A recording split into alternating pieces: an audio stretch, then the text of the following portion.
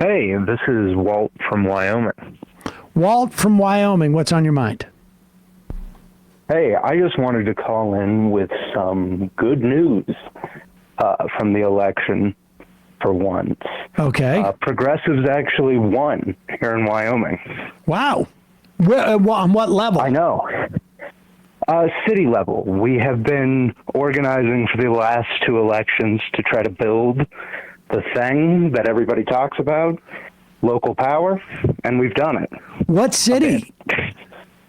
Laramie. It's a college town. We're in the most progressive part of the most conservative state. But we have a state rep who's a woman, who's progressive openly, who won 63% of her vote. Wow.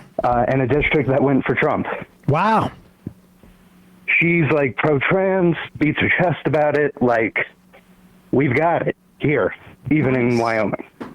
I mean, I think, that's a perfect example of why, the story of trans demonization does not quite tell the story, I think, 100%. of this election. And even like, like AOC's, I think people get blamed for different things depending on what they're running for. And B, I think people also have different standards in their head for like who can be president as opposed to who can be mayor or who can be city council person. Or who's a nice, like, why did Kamala's favorables, like, basically 10-point lead over Trump's, or if not more, and then why did she also lose, right? Like, that there's part of that where it's like, I like her, she seems okay, but I can't see her as president. There's some of that. But, I mean, the point about people that are saying that this was that Trump won on transphobia are losers, and also are trying to obscure the real systemic realities of what the Democrats have to do, because it's easier to throw another group over. First, we've seen the issue on immigration. Now it's time to throw trans people under the bus. The Republicans ran on basically exclusively transphobia in 2022. They got shellacked. They did not have the red wave they said that they were going to have. In important races like Josh Shapiro's in Pennsylvania. Well, Michigan is the real sort of like situation. They spent $50 million. But let me just quickly finish before I lose my thought on this.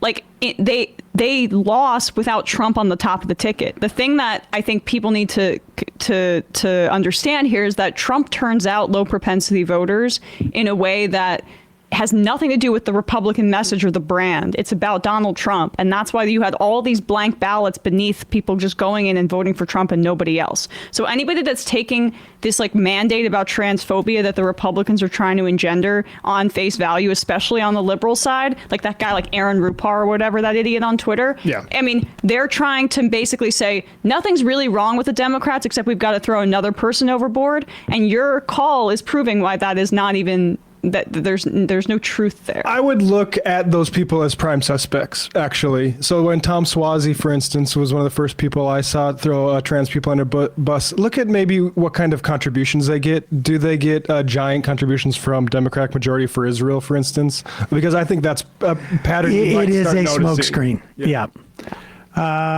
Great story. And you know what? Send us, if you come across any news clippings of that, send it to us at majorityreporters@gmail.com.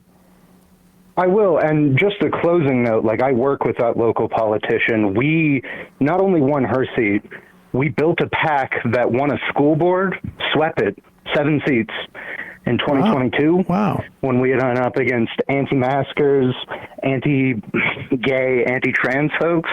This go around, we won our city council race, swept it in every race we ran. So to everybody out there who's listening to the Majority Report, I've been a listener for years, you can do it. Message your local politician, find people, you can organize. We raised like 10,000 in a PAC. It was enough.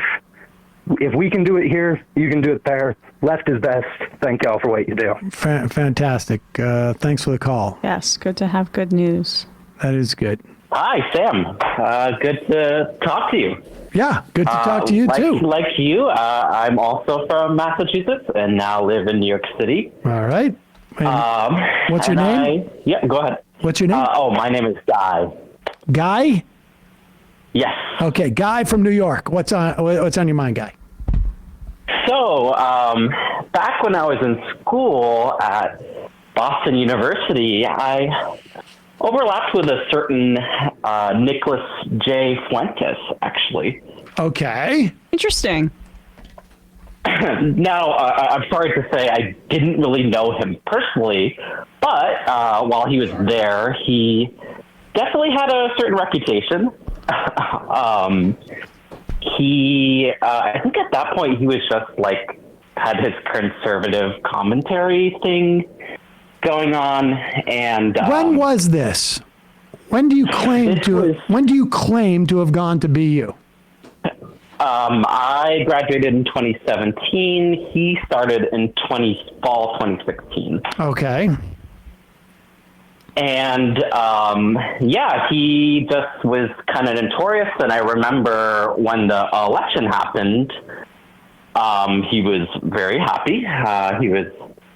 He paraded around in his Trump flag, wearing it like a cape. I think what my point of the story is, like, he was known for being weird even back then. What do you mean? I don't know why. Weird. Like, people are like, "Oh, that guy, he's on Trump." Okay. Like, he's crazy about Trump. And people that came in there. Okay.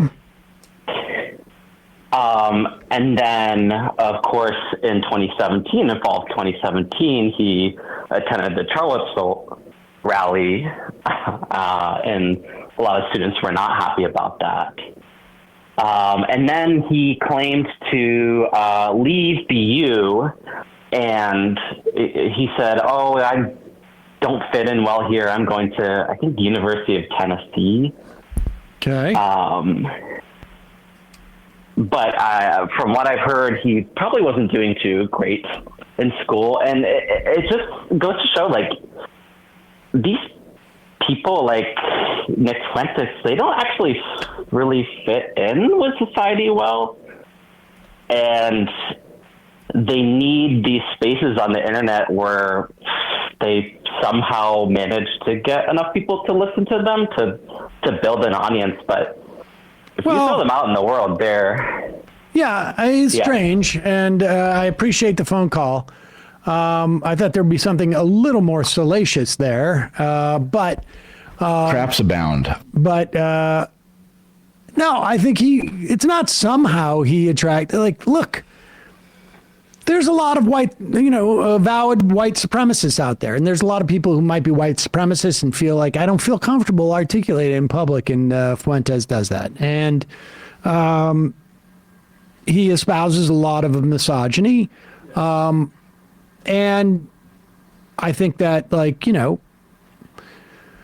there have been people who have alleged, it's not a crime at all, of course, that Fuentes has been struggling with his sexual identity. And I imagine that is a very difficult thing to struggle with. And maybe one of the ways that one avoids doing that is to channel one's self-hatred or self-doubt outward upon other people. Perform certainty.